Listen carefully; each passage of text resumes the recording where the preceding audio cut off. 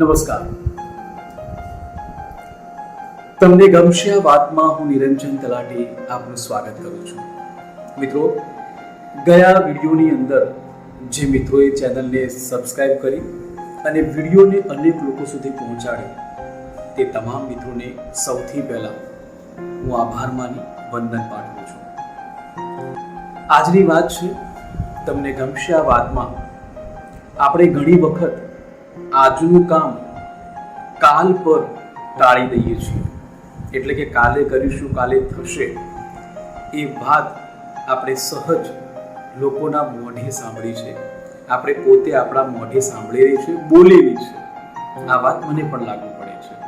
એટલે કે આજનું કામ આપણે કાલ પર ટાળીએ છીએ અને પછી પસ્તાવાનો અનુભવ પણ મેં પોતે તો કર્યો જ છે, આપે પણ કર્યો હશે. આજનું કામ કાલ પર ટાળવાની વૃત્તિ આપણી અંદર નકારાત્મક વૃત્તિને જન્મ આપે છે, એને પ્રોત્સાહન આપે છે, એને મજબૂત બનાવે છે. આજનું કામ કાલ પર ટાળવાના કારણે એ કામ ન થવાથી અથવા તો કાલ પર ટાળવાથી આપણે ચિંતાનો અને થાકનો અનુભવ કરીએ છીએ. સાચું ને? પણ જો એ જ કામ આપણે સમયસર જો પૂરું કરી દઈએ તો કામ સમયસર પૂરું થયાનો આપણને આનંદ તો આવે જ છે, સાથે સાથે આપણો જુસ્સો પણ વધે છે. આમ અધૂરા છોડેલા કામ અથવા કાલ ઉપર કામ ટાળવાની વૃત્તિ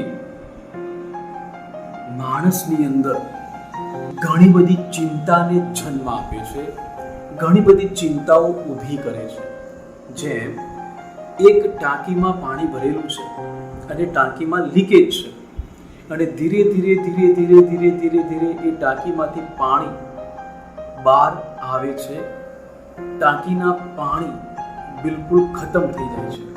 એ જ રીતે કાલ પર છોડેલા કામ, કાલ ઉપર ટાળેલા કામ, અધૂરા છોડેલા કામ ધીમે ધીમે ધીમે ધીમે માણસની અંદર એક મોટી ચિંતા ઊભી કરે છે અને આ ચિંતા માણસને ધીમે ધીમે ધીમે ધીમે ધીમે ધીમે એની હકારાત્મક પ્રવૃત્તિને ધીમે ધીમે ધીમે ધીમે કોરી ખાય છે.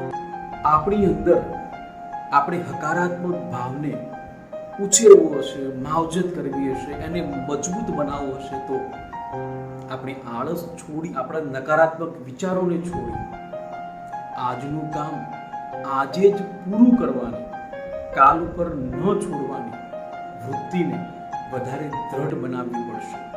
તો ચોક્કસ આપણો હકારાત્મક અભિગમ ખૂબ જ મજબૂત બનશે અને આપણે આપણા નક્કી કરેલા લક્ષ્ય સુધી ચોક્કસ પહોંચી શકીશું. આશા રાખું કે આજની વાત તમને ગમી હશે. ફરી મળીશું આવી જ એક નવી વાત સાથે.